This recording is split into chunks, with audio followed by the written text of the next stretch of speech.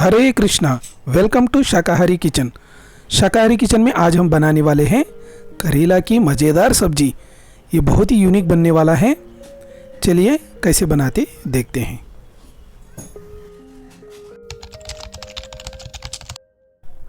इधर हम करेला सब्जी बनाने के लिए 750 ग्राम करेला लिया है। करीब ये 6 पीस में है। हम यहाँ पर उसका स्किन को पहले हटा देंगे। स्किन हटाते वक्त आप ये ध्यान रखिए, इसको ज़्यादा स्किन नहीं हटाना है। स्किन हटाने के बाद हम इसको करीब 2 इंच के बराबर कट कर लेंगे।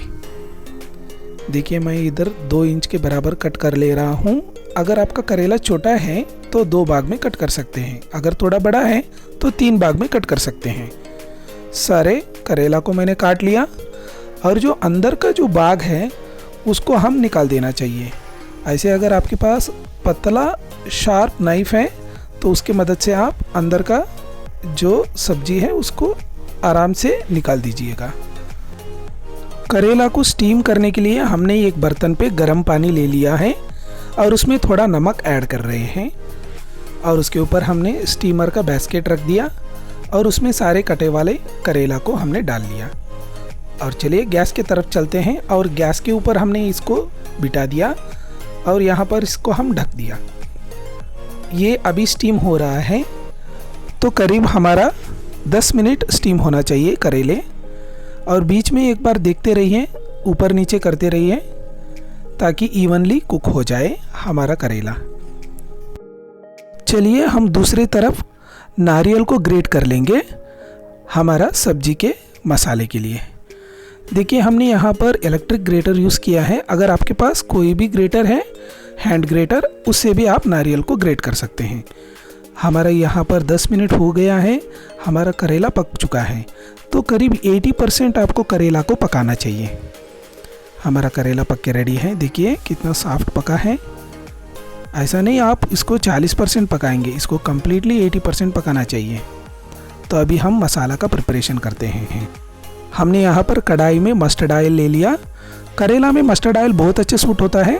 तो मस्टर्ड ऑयल के साथ हमने सरसों, जीरा, कड़ी पत्ता, थोड़ा सा बारीक कटा वाला काजू, किशमिश, ginger paste, green chilli, tomato को क्रश करके हमने खट्टा वाला टमाटो 4 लिया है और उसके ऊपर हल्दी और थोड़ा स्वाद अनुसार नमक सब डाल के अच्छे से मिला लेंगे और इसको हम पकाएंगे। जब तक हमारा टमाटो का पानी सूख जाए तब तक हमको इसको पकाना चाहिए। ढक के पका लेंगे अच्छे से और बीच में हिलाते रहिएगा। ऊपर से हमने जीरा पाउडर, गरम मसाला और जागरी पाउडर डाला है, गुड़ का पाउडर, और थोड़ा सा हींग और बारीक कटा वाला धनिया पत्ता। इन सब को अच्छे से मिला लीजिए और लास्ट में मूंगफली का पाउडर डाल दीजिए और उसके ऊपर ग्रेटेड कोकोनट हमने डाल लिया। इसको अच्छे से मिला लीजिए और थोड़ी देर इसको भी पकाना चाहिए ताकि हमारा नारियल का कच्चापन चला जाए। थोड़ा सिम में आप इसको रखिए। मसाला रेडी होने के बाद आप एक प्लेट में उसको शिफ्ट कर लीजिए और थोड़ा ठंडा होने तक रुकिए। उसके बाद आप इसको स्टफिंग कर सकते हैं। अगर ज़्यादा ठंडा हो गया अच्छा नहीं रहेगा, थोड़ा वार्म में ही आप इसको स्टफ़ कर दीजिए करेले के अंदर। थोड़ा भर भर के टाइट इसको आप स्टफिंग कर लेना चाहिए। हमारा सारे करेला स्टफिंग हो गया और नेक्स्ट प्रोसेस में हम कढ़ाई पे कोकोनट ऑयल डाल लिया और उसमें हम सारे करेला को शैलो फ्राई कर लेंगे।